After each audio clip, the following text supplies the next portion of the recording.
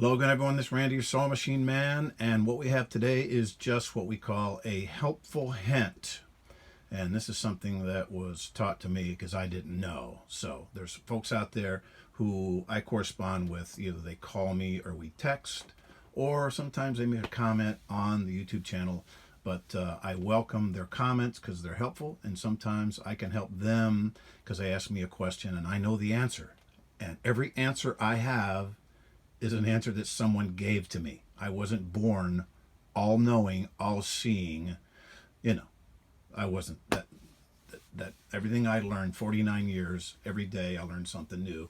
And some of the guys that I learned from were, well, they were MacGyver types. Someone taught them and they retained the knowledge and they were nice enough to pass it on. So I was on a lot of good old mechanics. All my mechanic friends were old. Most of them are gone now. There's a few remaining, but shout out to them. The fellow who taught me this particular trick was a fellow named Marshall Love, and he was quite an individual. Upstanding, morally upright, Army vet, served in Korea.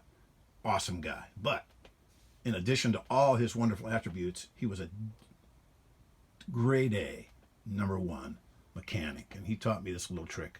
When you can't get a screw out, if it's like broken off flush, like you see up here, these things will break off. They are kind of fragile, and they'll snap right off. And you're cut with like this. It's flush. What the heck am I going to get? How am I going to get that out? Well, he taught me to take the Dremel and cut a groove in it about the size of my daggone screwdriver. Get it right in the center.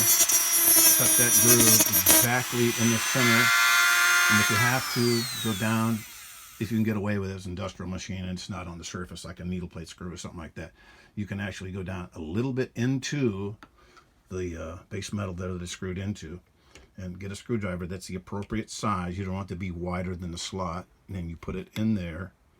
Let's get a little bit better angle on that since we're not looking at the top hole there. And you put it right in there, and you get a good grip on it, and you just back it right out, and it's just the most genius thing ever, and it's so simple. And then you get the new one, you put it in the hole, and you're done, and you have the old piece. Shout out to my old friend Marshall Love, who's no longer with us, but he taught me that, and I take for granted a lot of times. I do things, I just do it without thinking. I just jump in, zip zip zip, and go to the next step. But I'm sharing this with the folks out there who are nice enough to share their tips with me. So that's how to get that little guy out.